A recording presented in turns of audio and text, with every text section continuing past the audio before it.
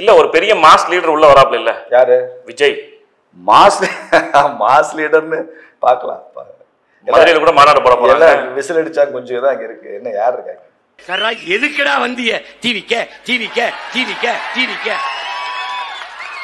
டேய் டிவிக்க வாடா விளம்பர கிளம்பி வந்திருக்கிய. दमटी गुमटी दमटी गुमटी जमटी पालेस कपेस कौन है? पालेस कपेस कौन है? पालेस कपेस कौन है? पालेस कपेस कौन है? சார் ஒரு கட்சிக்கு பெரிய ட்ரெண்ட் செட் ஆயிடுச்சு, அந்த பக்கம் போக்கி மக்கள் போக ஆரம்பிக்கிறாங்கன்னா இந்த ரசிகர்கள் விசிலடிக்கிறவங்க எல்லாம் போறதுன்றது அது ட்ரெண்ட் கிடையாது. பல அரசியல் கட்சிகள்ல சீனியர் லீடர்ஸ் இருக்காங்கல்ல, அவங்கெல்லாம் படையெடுத்து போக ஆரம்பிச்சிட்டா அது ட்ரெண்ட். எம்ஜிஆர் அவர்கள் கட்சி ஆரம்பிச்சோடனே அப்படிதான் நடந்துச்சு. நாஞ்சில் மனோகரன் போனாரு. ஆனா அந்த மாதிரி விஜய் கட்சிக்கு இது வரைக்கும் யாரும் போலையே. காத்திருந்து காத்திருந்து காலங்கள் போகுது,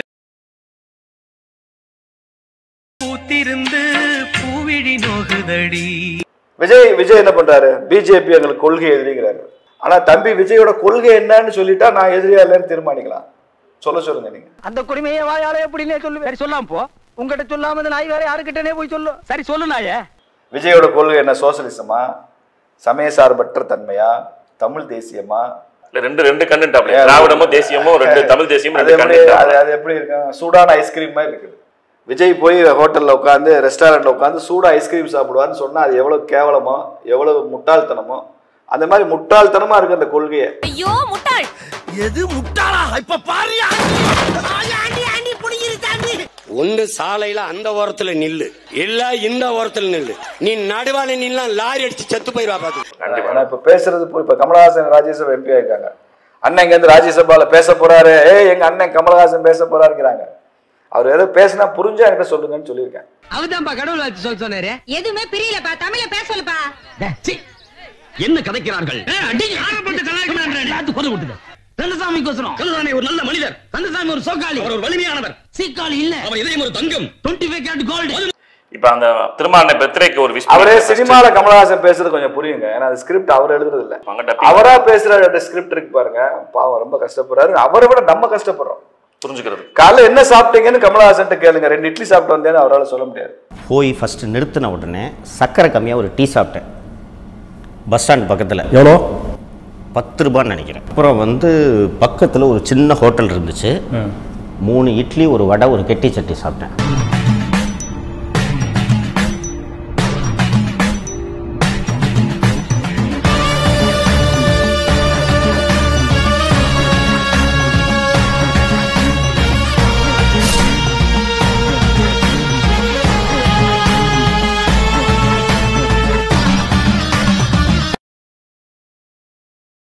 நம்ம சேனலோடைய வளர்ச்சிக்கு நீங்கள் கான்ட்ரிபியூஷன் செய்யணும் அப்படின்னு நினச்சிங்கன்னா கீழே டிஸ்கிரிப்ஷனில் ரேசர் பேருனுடைய லிங்க் இருக்குது. அதில் போயிட்டு உங்களால் முடிஞ்ச அமௌண்ட்டை நீங்கள் கான்ட்ரிபியூஷனாக நம்ம சேனலுக்கு அடிக்கலாம்.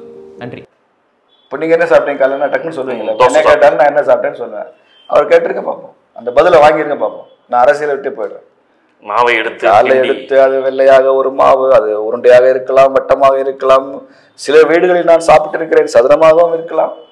இப்படிலாம் சொல்லி நம்மளா இட்லின்னு புரிஞ்சுக்கணும். வணக்கம் திரு. வணக்கம் வணக்கம் வணக்கம் வணக்கம் வணக்கம் வணக்கம் வணக்கம் வணக்கம் வணக்கம் வணக்கம் வணக்கம். டீ சாப்பிட்டு வந்துடுறேன். ஏன் என்னாச்சு? ஏங்க போறீங்க? பின்ன சார், நீங்கள் வந்ததுலேருந்து வணக்கத்தையே ஒரு 94 மாடலேஷனில் சொல்லியிருக்கீங்க. இந்தியா முழுக்க குறிப்பாக நரேந்திர மோடிகள் வந்ததுக்கு அப்புறம் திருமாவளவன் மாதிரி உள்ளவங்க பேசுகிற தலித் அரசியல்ல 90% ஆஃப் தலித் பாலிடிக்ஸ் நரேந்திர மோடி பேசுறாரு. அம்பேத்கரை உலகரங்குல ஐயா மோடி தூக்கி பிடிக்கிறாரு. இவங்க பண்றதெல்லாம் என்ன சார்? அக்கிரமமா இருக்கு சார். எனக்கு அவ்வளவு ஆத்திரம் வருது. என் கோவத்தெல்லாம் அடக்கிட்டு இருக்கேன். என்னடா வாழ்க்கை இது? மனுஷ வாழ்க்கை. என் எச்சு துப்புறதை விட கேவலமா இருக்கடா என் வாழ்க்கை. இதுவரைக்கும் இந்திய அரசியல்ல எந்த கட்சியும், குறிப்பா காங்கிரஸ் கட்சி செய்யாத விஷயங்களை மோடி செய்யறார், நரேந்திர மோடி செய்யறாருன்றதெல்லாம் அவர் கண்ணை மறைக்குது. அப்ப எல்லாம் அவர் திருதராஷ்டிரன் மாதிரி இருக்காரு. பிஜேபியை பாக்குறப்போ அவர் திருதராஷ்டிரன் மாதிரி கண்ணை கட்டிக்கிறாரு. திமுக அறிவாலய ஸ்டாலின் இவங்க எல்லாம் பாக்குறப்போ நல்லா விரிச்சு கண்ணை நல்லா விரிச்சு பாக்குறாரு. அவருக்கு இல்லை இதெல்லாம் பெருசா தெரியுது. அன்னைக்கு நான் இவர் முகத்துல ஒரு தேஜஸ பார்த்தேன். எதையோ சாதிச்ச ஒரு சந்தோஷம் இவர் கண்ணுல எனக்கு தெரிஞ்சது. தூய்மை பணியாளர் 14 நாளா சென்னையில் போராடினாங்க ரிப்பன் பில்டிங் வாசலில் வச்சு. இவர் போய் நேரில் போய் உங்களுக்கு பணி நிரந்தரம் பண்ணணும் அப்படின்ட்டு வேகமாக போய் லெட்டர் எடுத்துகிட்டு போய் அறிவாலயம் போனார். வெளியில வந்துட்டு என்ன ஆச்சுன்னு தெரியல, அடுத்த நாள் பிறந்தநாள் ஃபங்க்ஷன் அப்படியே மாத்திட்டாரு. பன்னிரந்தில் பண்ணக்கூடாது. அதை என்ன பேச்ச மாத்திர நீ? நான் மாத்திரீனா என்ன மாத்திடுவாரு? பாவிகளா, அதுக்கு ஏன்டா என்கிட்ட மாறி மாறி பேசுறீங்க? இதான் முரண்பாடுன்னு சொல்றேன். இப்ப தூய்மை பணியாளராக ஒரு குறிப்பிட்ட சமூகம் சார்ந்த நண்பர்கள் இருக்காங்க, சகோதரர்கள் இருக்காங்கன்றது அவர் சொல்ல வர்றாரு. அதை நிரந்தரப்படுத்திட்டா அது குல அரசியல், குல ரீதியா வாரிசு ரீதியா பண்ற மாதிரி ஆயிடும். இது ஒரு வர்ணாசிரம தர்மம் அப்படின்ற மாதிரி சொல்றாரு. நான் என்ன கேட்கிறேன், அவங்களெல்லாம் வேலையை விட்டு தூக்கிட்டா சரியா போயிருமா? அவங்க வந்து நிரந்தரப்படுத்தக்கூடாது, தற்காலிகமும் இருக்கக்கூடாது. வேலையை விட்டு தூக்கிட்டோம்னா அவங்க வேலை இல்லாமல் இருப்பாங்கல்ல. அப்போ வந்து வேலை இல்லாமல் இருந்தாங்கன்னா வேற ஏதாவது வேலை செய்வாங்கல்ல. இந்த வேலை கிடையாதுன்னு சொல்லி சொல்லலாம்ல. இன்னொரு விஷயம் கூட செய்யலாம். ஒரு சட்டத்தை நிறைவேற்றி அல்லது சட்ட திருத்தத்தை கொண்டு வந்து பட்டியலிட்டவர்களுக்கு துப்புரவு பணி கிடையாதுன்னு சட்டம் போட்டுடலாம். முழு விடுதலை கிடைச்சிரும்ல. வேற ஒண்ணு இல்ல. என்னடாச்சுன்னா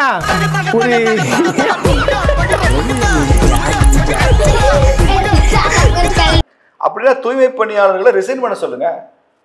நீங்க யாரும் அந்த வேலைக்கு போகாதீங்க, நீங்களாம் படிச்சு முன்னேறுங்க. இவர் என்ன சொல்றாருன்னா, நீங்க தற்காலிக பணியாளரா வேலை செஞ்சு சம்பளம் வாங்கினால் அது குல அரசியல் இல்ல, குலக்கல்வி இல்ல, குலமுறை இல்ல. நீங்க நிரந்தரம் கேட்டு போராடினா தான் அது குலக்கல்வி. என்னடா புத்தலாட்டாது? யாராவது மொட்டை அடிச்சிட்டு வந்தா அவன் தலையில தபையெல்லாம் வாசிப்பீங்க. இப்ப நான் வாசிக்கிறேன் பாரு. இந்த மாதிரி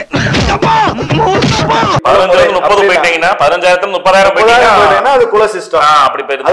அதுதான் அவர் ஃபீல் பண்றாரு. நீ டெம்பரரியாவே இருந்து இதிலே கஷ்டப்பட்டு இருந்தேன்னா அது வந்து சனாதனத்தை எதிர்த்த ஒரு சமூக அரசியல், சமூக நீதி. சோத்துக்கு அலையணும், வயிறு பசிச்சு காதுல நோய்ங்கணும். அப்போதான் நாங்க கொடுக்கிற 5,000 ரூபாய்க்கு நாய் மாதிரி வந்து ஓட்டு போடுவேன். இதெல்லாம் உனக்கு எங்க புரிய போகுது? முன்னால பேசிட்டு போனது நிரந்தரம் பண்ணணும்னு சொல்லிட்டு அறிவாலயத்துக்குள்ள போனார் இல்லையா, அது வந்து அவரோட சொந்த ஸ்கிரிப்ட். அதை நான் பாராட்டுறேன். தூய்மை பணியாளர் பணி நிரந்தரம் செய்யணும்ன்றது எங்களுக்கு ஏற்புடைய கொள்கை. ஆனால் வெளியில வந்துட்டு இது குலமுறை வர்ணாசிரம் பேசினார் பாருங்க, இது வந்து அறிவாலய ஸ்கிரிப்ட். உன்னை எல்லாம் நிக்க வச்சு அடி கூடாது, குனிய வச்சு அடி குனிடா. இனிமே சொல்லுவியா சொல்லுவியா சொல்லுவியா சொல்லுவியா? வீடு வீட்டுக்கு பிச்சை வாங்கி திங்கிற நாயே. எல்லா விஷயத்திலுமே அறிவாலயம் பேச சொல்றீங்க. ஆட்சியில பங்கு, அதிகாரத்துல பங்குன்னு கத்தி எடுத்து வீசினது யாரு? திருமாவளவன். திரும்ப அறிவாலயத்துக்குள்ள போய் வெளியில வந்து இப்போது அதற்கான நேரம் இல்லை, வேற என்னத்துக்கு போய் எவ்வளவு நேரம் கத்தி சுத்தினேன்? கேள்வி வருது இல்ல? அது சொல்லாமலே வாய மூடிட்டு இருந்திருக்க வேண்டியவன். உங்க அறிவாலய எஜமா இன்னும் சந்தோஷமா இருந்திருப்பார்ல.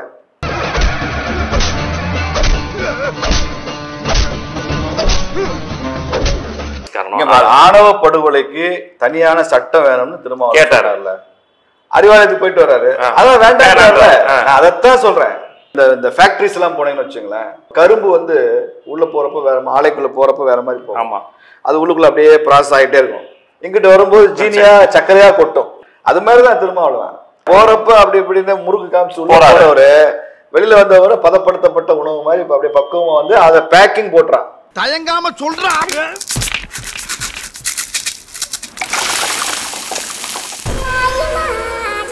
முடிஞ்சிருச்சுல்ல? பிரிச்சிட்டீங்களா? பிரிச்சுட்டாங்க. Come on my dear boys, let's go. Packing போட்டு கிளிப் போட்டு முன்னாடி ஒரு வடிவேல் சொல்றாருல, முன்னாலாம் அடிச்சு துவைச்சு தான் போவாங்க, இப்ப அடிச்சு துவைச்சு காய போட்டு கிளிப் வேற போட்டுட்டு போயிடறாங்க அப்படின்னு சொல்லுவார்ல வடிவேல். அந்த மாதிரிதான் அடி திமுக வந்து கூட்டணி கட்சிகளை அடிச்சு துவைச்சு காய போட்டு கிளிப் வேற மாட்டிட்டு போயிருவாங்க. Come on boys.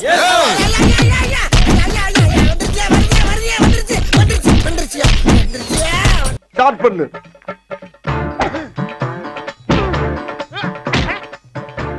இங்கிட்டு வா. அப்படியா? படைக்கலடி படைக்கல. மண்டையில மட்டும் அடிச்சிடாத, குலக்கேசல் உள்ள போயிருவேன்.